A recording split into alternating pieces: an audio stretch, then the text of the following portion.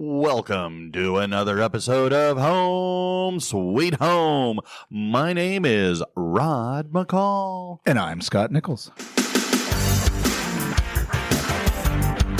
So here's a question that I wanted to ask you. Because you love to read books. I do. You and I are both avid book. In fact, we'll call ourselves bibliophiles. Okay. No, is that right? Yeah, that's fine. Okay. We both love books. We both love to read. We both have extensive libraries. So I'm asking you, what is the book you're currently reading that you'd like to share? So I'm actually reading about the Civil War right now. Okay. So I've read Michael and Jeff Sharma's books about the Civil War, Gods and Generals, Killer Angels, The Last Full Measure. Oh, those are good. I'm on The Last Full Measure right now. It's an excellent book. Gives you great. It's not, true history. Historical fiction. But it's historical fiction, and it tries to give you a glimpse into what the generals were thinking and, some of the personal feels that they had, because, these guys were all friends before they were enemies fighting each other, right? Yeah. So it gives a really good glimpse into that era. I'm also reading another book called The Courage to be Disliked. So I read some psychological things, and I read some fun books. Sure. And I read education books, right? So I'm always trying to get around and learn a little bit more, kind of in every area. Okay. So let me ask you this, because I know for me, I know exactly what the answer is, but have you always been a big fan of reading books? No. When did you get into reading books? So I really I got deeper into it in the last couple of years. Okay. Last year I read 40 books. This year I'm trying to hit 40, and that's during the time when I was working on my master's degree. So that's a struggle, but I made it a priority, and I feel really good about it. I feel different. Okay. I don't know, I don't know that I could pinpoint it, but I feel more accomplished, I suppose. Okay. And I feel like maybe I understand life just a little bit more. Did you raise your children to like reading? So yeah, I think so. I think we did that. Mostly my wife, probably, because she was home. We homeschooled for a little while before we sent our oldest daughter to school. But we've always been big on education, and so reading is really important, right? Like if you can't read, how are you going to Sure. get good at education, right? As far as educating yourself. So that's always been a priority. So yeah, we spend a lot of time reading to our kids as much as possible, both of us. Mm-hmm. And kind of fostering that. Our kids, in elementary, middle school, were reading books, chapter books, and Harry Potter came out while they were kids, so that was a big deal. Stuff like that. So yeah, I think that they grew up reading. Do they all read now? I don't know. Okay. But they have lives that are busy too, right? Sure. So when I was in my 20s, I wasn't reading so much. So when I got older, I started to read a little bit more. You got to find the thing you love and dive into it. Gotcha. Now you're a grandfather. Yeah. Do you read to your grandson? Yeah. When he comes over, we have a set of books that are really for him, and we used to read more to him, but now he actually sits down and reads to us. Okay. Right. So he's 6, and he reads to us. Gotcha. Well, there is a method to my badness here, and as we are beginning a new school year, depending on where you are in the United States, you're either just starting or been in for a month, but going back to school, now I always did summer reading program. Yeah. And our local library had a really neat contest. And of course it was always, and the schools always combined with Pizza Hut back when Pizza Hut would do their personal pan pizzas and all these kinds of interesting things. But it got me thinking about reading. Mm-hmm. My sisters, their kids struggled with reading. Yeah. My Sherry's sister and brother, their kids, some really got into reading, some really did not. Sure. And so I thought, I want to explore a little bit about the role or impact that reading can have on child growth and child development. Okay. And so my question to you is, as an educator, Okay. Do you notice how successful, okay, maybe that's not the right way to ask this. Do you notice a correlation between kids that read and student success in the classroom? Yeah, I think definitely the kids that are that they're reading, and it's evident that they're better writers overall, and there's a lot of writing in my courses, so they're better at the writing. They generally have more to talk about. Okay. So I think there's definitely some good things about it. Now, I said I read 40 books a year, so I actually share what I'm reading with my students. And that's kind of a recent thing in the last couple of years, but I share it with them. And that's generated a lot of conversation with students about reading, about the importance of reading. And they've even gotten into some reading. A couple of them even wanted to challenge me to see how many books they could read by May, right, when school gets out. So it's been a positive thing, right? Where some kids that weren't reading now became readers, right? And so, and I think that changed their conversation, that changed their contribution in the classroom. Okay. And it changed their writing a little bit. We can't, I think it's often said, my wife's an elementary school teacher, but like you can't really be a good writer unless you're a reader. Well, and I think that's true. I grew up reading, and my mom and dad made it real easy. They said you can either read or you can come outside and do chores. Yeah. You can pull weeds. You can work in the garden. You can mow the yard. You can. We got plenty of chores. Yeah. So instead of wasting your time in front of the TV or the Atari 2600 when it came out, of course we weren't the first ones to get it, but Right. So instead of wasting your time, you can either A, go in and read a book, or B, you can come out and do chores. Right. Well, I'll be right honest. I was a lazy kid. And so I'm going, I don't want to do chores. It's hot outside. Yeah. Or it's cold outside, or whatever the temperature might have been. And I go, okay, I'll read. Well, then I found, I don't like to read. Yeah. And so my parents worked, my mom in particular helped me get in, find what I like to read.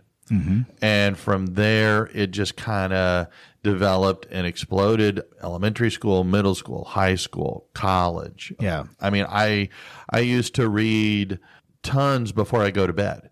And I mean, my personal library was several hundred books. Yeah. And then you throw in the books I had for, teaching, and because, I'm a big history guy. So I was probably up at one point in the neighborhood of 1,000 books in my personal library. Which is about where I am. Okay. And I even wrote my own book. Yeah. All right. And when I was writing it, I'm going, okay, what do I want it to be like? And I'm going, well, I love to read. I want it to be an easy read. I want it to be an interesting story that captures a person's attention. Sure.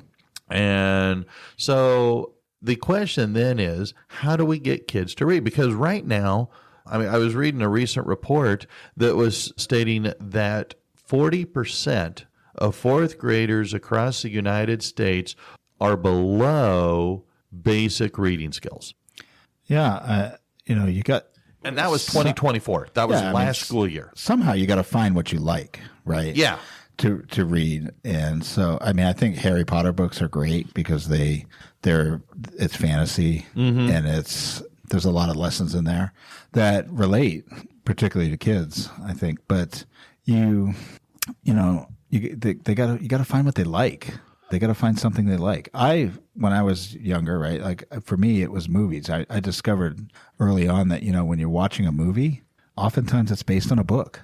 Yeah. When you're watching a TV show or a TV series, oftentimes it's based in a book. And guess what? I found that the book is almost always better than the movie. Sure. Now, the one exception I have to that, I think, is The Princess Bride. I think the book and the movie are both phenomenal. Okay. Right? Like those are, but he worked really hard to make that movie be exactly like the book. And so that's just fabulous, right? But I think of Jurassic Park is out. Like, again, Yes. Right. We just keep having more and more Jurassic. But the original book by Michael Crichton Was pretty good. was an awesome book and Yes. way better than the movie. Oh, and And people just don't know that, right? a lot of people And died in the so- movie that did, or died in the book that didn't die in the movie. But Right. yeah. We talk about, not having outside influences that like tell you what to think. But Yeah. like every time, if you go see a movie, it's just telling you the story and it's giving you the visuals, right? Mm-hmm. If you read a book, you get to create those visuals in your head. And it's way better as you read it and get those descriptions and imagine it for yourself. That's activating parts of your brain that you're never going to get activated by watching it on a screen. One of the things that I was wanting to ask you and pick your brain, how did you encourage or develop, I don't know if I want to say a joy of reading, because for me, it's a joy. For you, I think it's a joy.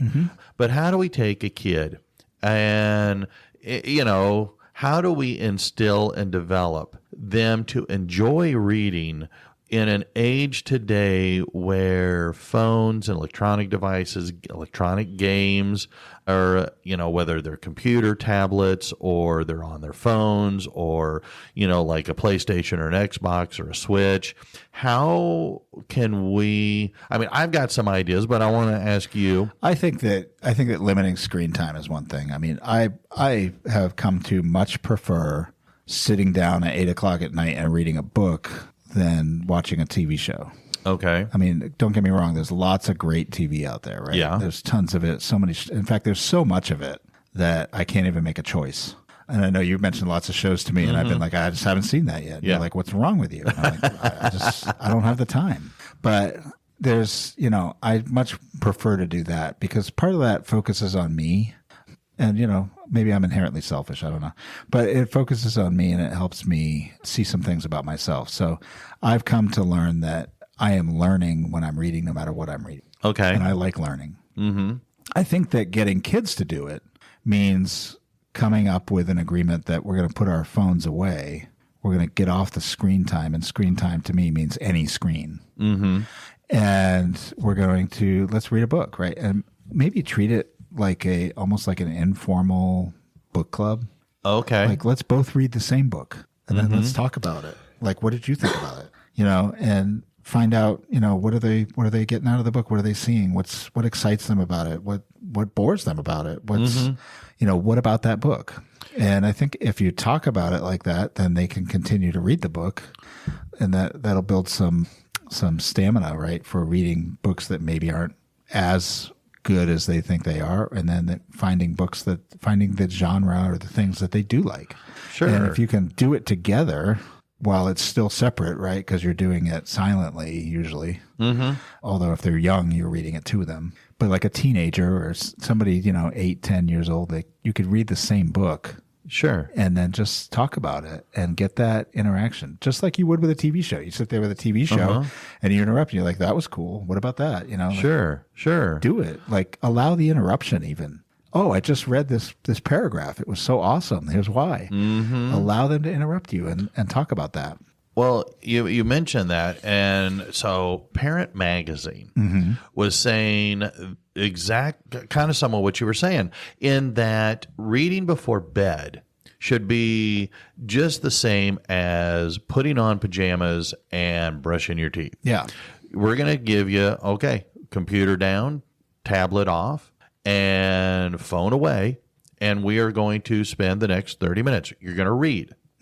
And so they were saying, because by doing that, and you start that younger. I used to read to Eric. Sure. I was reading to Eric from day one, and we had a personal life. I think he had over 300-400 books, which build him his own bookshelf because, his mother was big into Dalmatian, so his bookshelf was a firehouse with a fire pole right down the middle. Made that for him, but it was full of all kinds of children books, and right. I was well known. I was kind of like the Norm of Cheers at the local Barnes and Noble, because I was always in there buying books for him. And so we read all the classics as well as news stories. And was, again, trying to create that culture of reading before bedtime. Absolutely. And so I like that. But you also mentioned about book clubs. Yeah. My mom got me into reading a book club. Yeah. And I thought that was so neat. I even went online today, and there are lots of online book clubs that you can get. Now, I'm embarrassed to say they are way too expensive. But I like the idea, the concept that a book would come in the mail in a box But here's with the my thing. name on it. Here's the thing, though, of book clubs. Like, they can be local. Your local library probably has a book club. Yes. And guess what? The books are probably available there for free, Yes. right on the shelf. Yes. So, or you can start your own book club, Yes. right? And if you're buying paperback books, they're not that expensive. No. And so a lot of times you can get them at used bookstores and things like that. They have lots of them. So there's a lot of inexpensive ways to get into it. But, book clubs can be fun. I mean, you would go to the movies with people and sit silent and not talk to them and watch a movie. Why not have a book club instead where you can have interaction and relationship and eat pizza or donuts or whatever it is that you like, right? So getting away from the screen time, I think, is key. And I want to just say that I know that audiobooks are a thing, and I know that you love audiobooks. Oh, yeah. I do not like audiobooks. I will listen to an audiobook if that's like if I'm traveling or something. Yes. But I'm not a huge fan of it. I like to feel the paper, turn the page, do the things, right? And that's fine, right? Everybody has their own way. But I do think that even if you like audiobooks, it's good to find some time to just read a physical book. Well, you mentioned that traveling. Sherry and I I'll find an author I think she would like. And so we'll listen to the story. And a lot of times we'll pause the story and we'll talk about what's going on. Yeah. And we'll wait a minute. I thought this was happening. Oh, I thought that was happening. Or, ooh, I bet you I know who the culprit is, or I know who, the bad, because some of them are murder mysteries. I mean, because we've really gotten into the Lincoln Lawyer. Yeah. But we've read all kinds of stuff. And so I like that. But one of the things, because you mentioned about reading as a family, but another thing from this lady she studies efficacy at Houghton Mifflin Harcourt, the book. Okay, yeah. They do all kinds of textbooks and reading books for elementary schools and stuff like that. And she was talking about reading alone. If you're an adolescent, if you're 9, 10, 12 years old, right, reading alone can feel both intimidating and lonely. So, but if you can read aloud, and like you were saying, you're having your grandson read to you. I think reading together as a family, but reading together, they say actually by reading aloud actually improves both your vocabulary development and your reading comprehension. Well, think about it. I mean, we have students sometimes that are reading things aloud and they misspeak the words, right? So we can help them speak the word right. If you're just reading silently, you're going to read that word wrong every time until somebody actually says the word, right? And you see it. Because, to be honest, the English language is one of the more complex languages. It's not maybe not Mandarin, right? But it's definitely one of the more complex languages of the Western world. So it's difficult to learn it, whether it's your first language or your third language. I always had kids read aloud in class. Yeah. And I would do that. And I would say, oh, congratulations, thank you. You just mispronounced the second most popularly mispronounced word in this class. The one they would always mispronounce was appellate. They always pronounced it appellate. And, but I would always say, okay, thank you. But I loved having the kids read aloud. I know that it's also intimidating for kids that don't read well. It is. And I think they need to have a choice to do that or not. But sure. But yeah, I mean, it's good for people to see that everybody mispronounces words, right? And everybody misspells, everybody mispronounces. I mean, that's why we have spell checkers, right? Like spell checkers wouldn't have been a thing if everybody knew how to do it. So It's common. But reading is so important, right? There's that phrase, reading is fundamental, right? Like the greatest foundation I think you can have is reading. Reading opens you up to all the other subjects, all the other things in life. If it's always been a major focus, even back to, the first school in the United States in Boston, that was public, that was the idea, right? Was that everybody needed to learn how to read to be able to read the Bible or understand government or do anything. Well, in order and to... So, literacy has always been the thing that pushes society forward. In order to read the newspaper, you need to know how to... What is a newspaper? Well, okay. I mean, I get it. Yeah. Back then, definitely. Well, yeah. Right? I mean, that's where you got your stuff, right? But it's definitely the thing that pushes you forward. And I think that for me, it's about learning.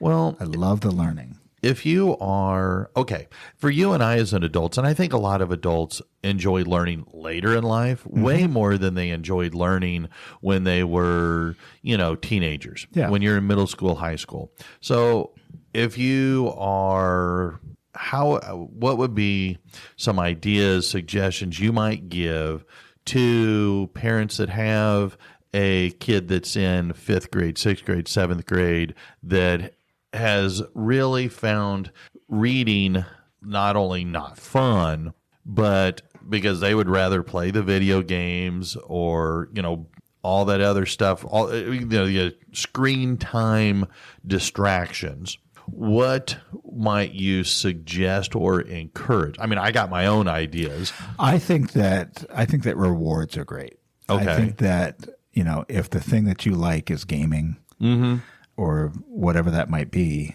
make that the reward, right? Like I just want you to try this thing. We're going to go to the library. Okay. Pick out a book, read a few pages, see if you like it.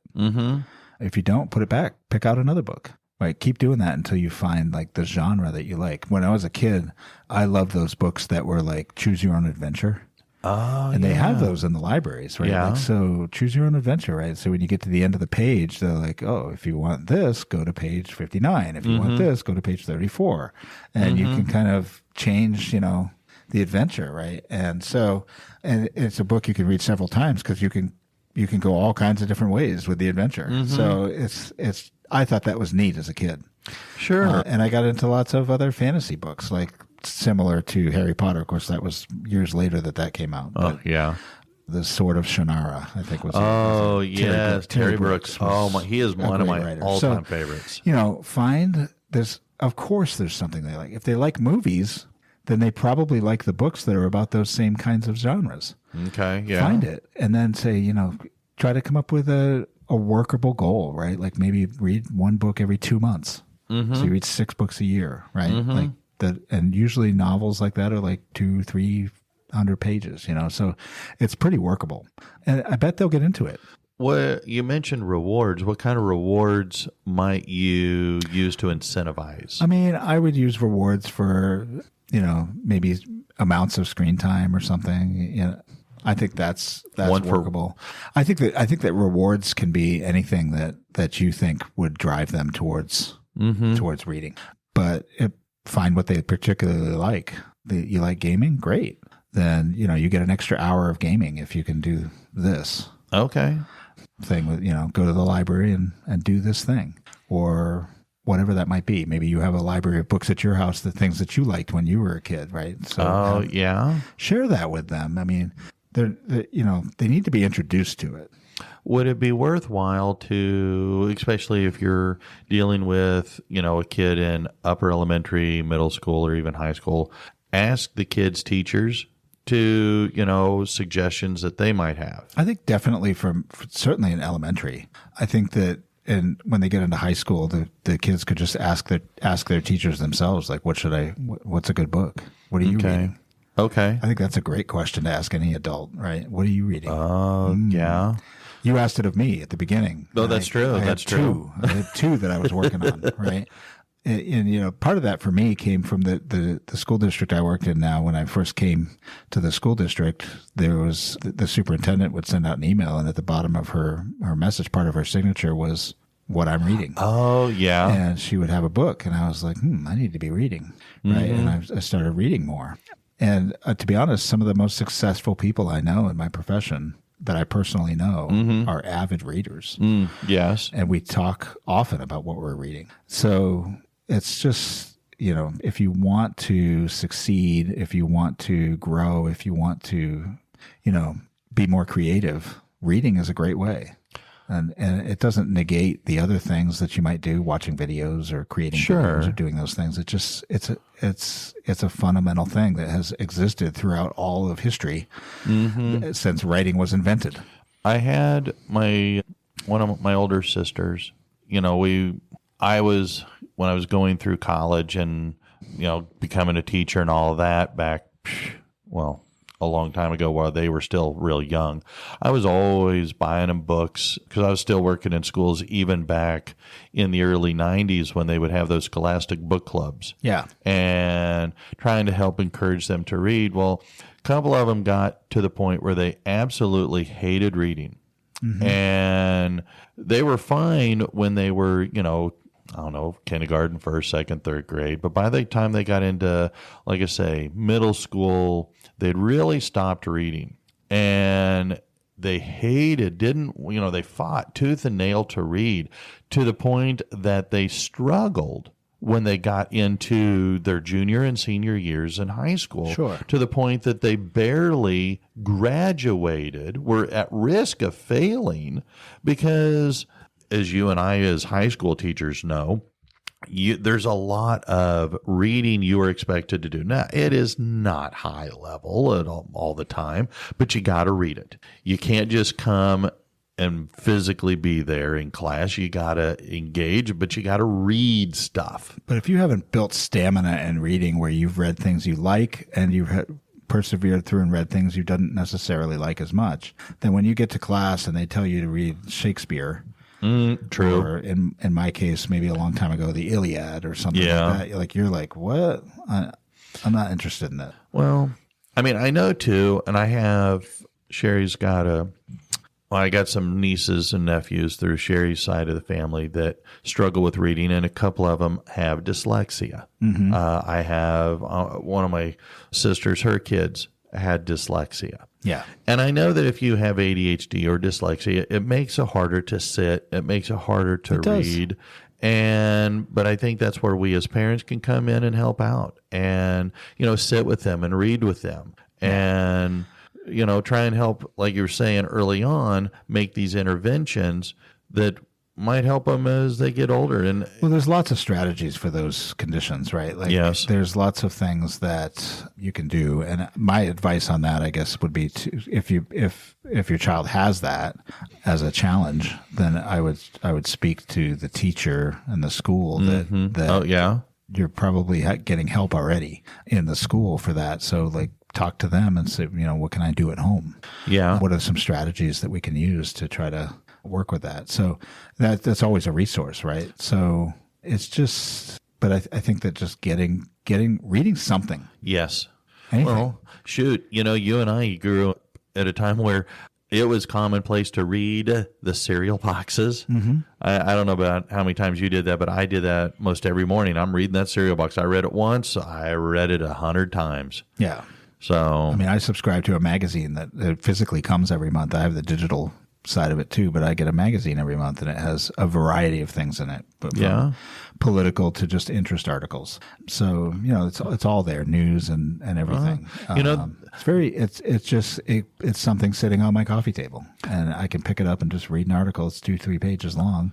Okay. And I can get something out of it.